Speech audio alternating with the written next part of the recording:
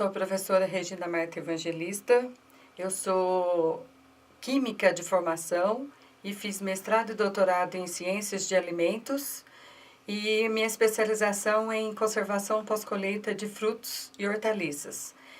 E hoje eu vim falar para vocês um pouco sobre perdas pós-colheita de frutos e hortaliças, que é um problema relativamente grande que nós temos. Nós temos grande produção de alimentos, mas nós temos sérios problemas relacionados a perdas de alimentos. O que se perde no lixo, falta na mesa do consumidor. Tem uma população bastante grande passando fome, tem muitas pessoas passando fome e o desperdício de alimentos é muito grande. Determinados tipos de alimentos chegam a ser perdidos 50%. O desperdício de alimentos é um desafio para a sociedade. Chega a ser um crime a quantidade de alimentos que são descartados todos os dias no nosso país. A produção de alimentos em si cresceu muito nos últimos anos, com melhoramento genético, com produtos mais resistentes a doenças. Então, nós temos uma quantidade grande de produtos. Mas, ao mesmo tempo que aumentou essa produção, esses alimentos mal utilizados levaram a grandes perdas. Os países se comportam de maneira bem diferente em relação a essas perdas. Na Europa, está em torno de 8% a 10%. Nos Estados Unidos, em torno de 20%.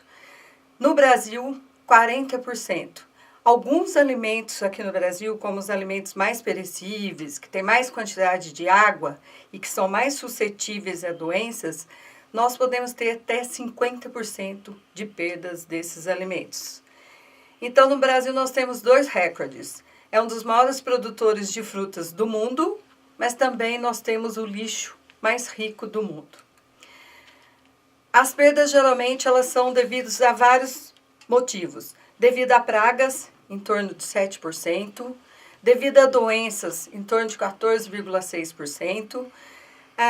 Em relação a plantas daninhas, 2,8%. E os maiores problemas que nós enfrentamos são as perdas na pós-colheita devido às más condições, tanto de transporte, quanto de embalagem, quanto de armazenamento, chegando a 25% desse total.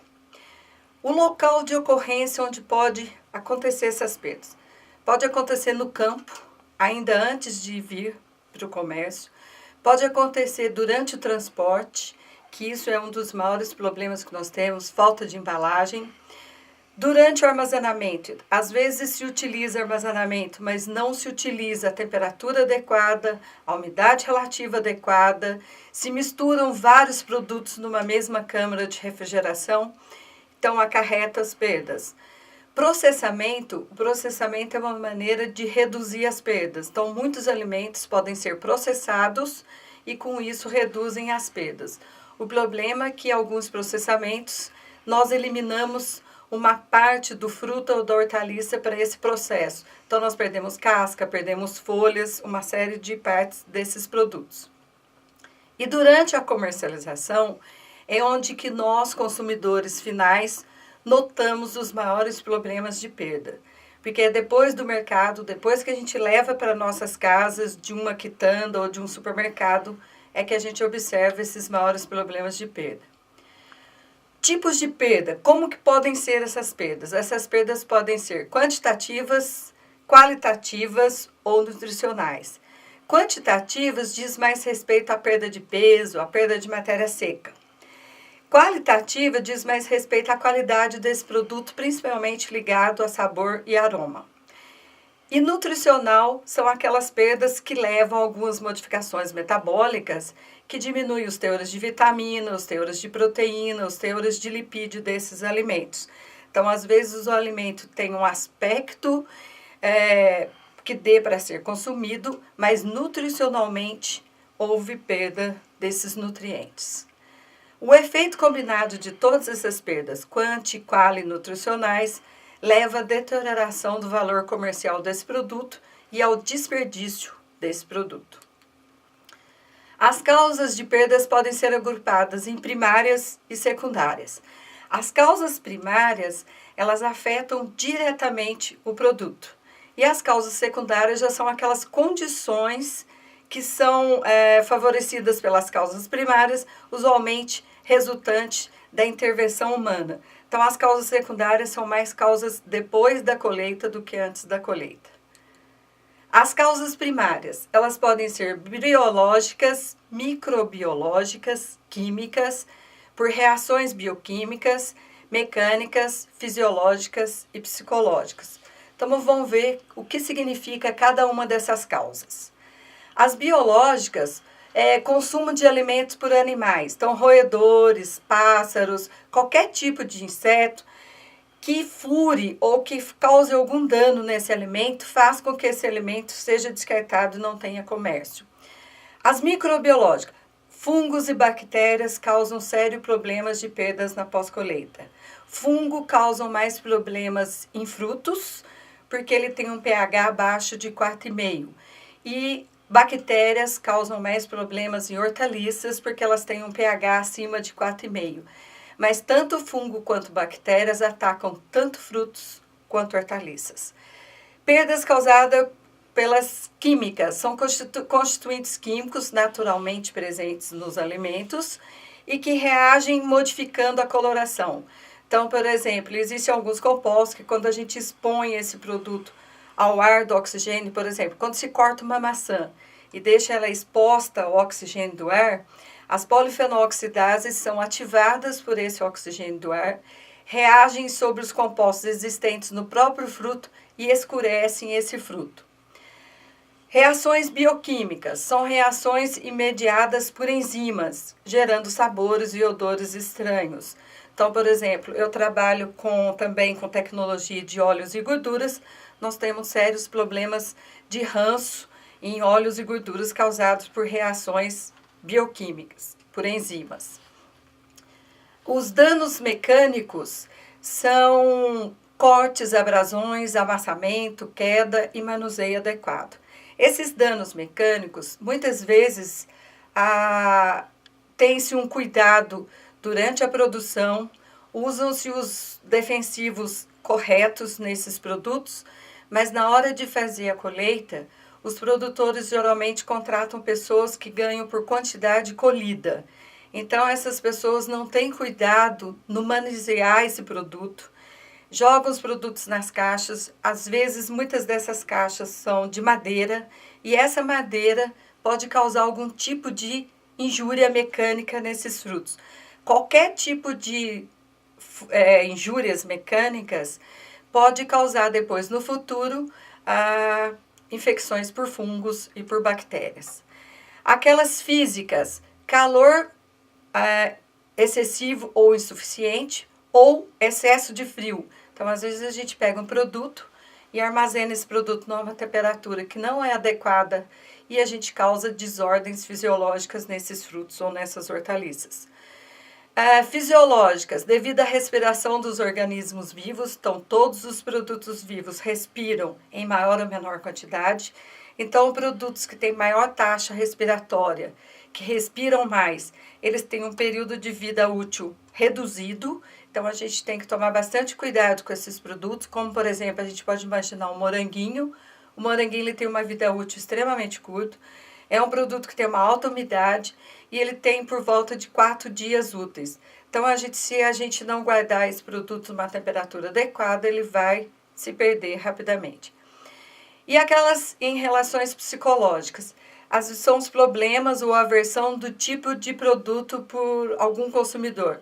Hoje em dia está se falando muito, pessoas que não podem consumir alimentos com glúten, que não podem consumir alimentos com lactose. Então, tem todos esses problemas que também fazem com que ocorra um aumento nas perdas de frutos e hortaliças na pós-colheita. As causas secundárias. Grau de maturação inadequado. Então, geralmente, quando tem bastante produto, geralmente o preço no mercado cai. Quando há uma falta de produtos, o preço no mercado aumenta. Então, às vezes, o produtor quer colocar aquele alimento esta semana no mercado para ele ter um retorno financeiro maior.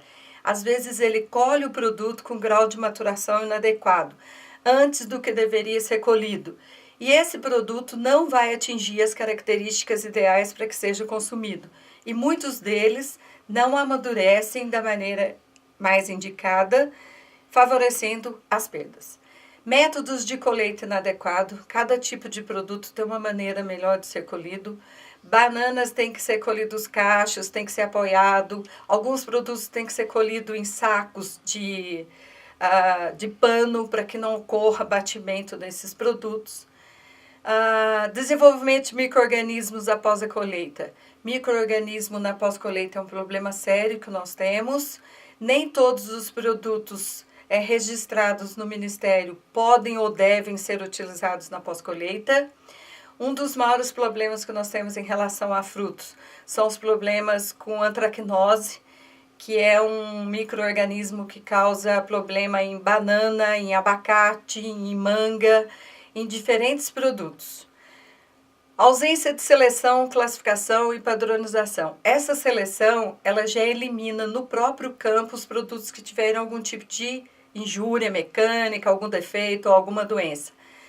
Classificar e padronizar esses produtos facilita a comercialização e diminui o tempo entre a colheita e o consumidor final. E quanto menor esse tempo, menores são os problemas relacionados às perdas.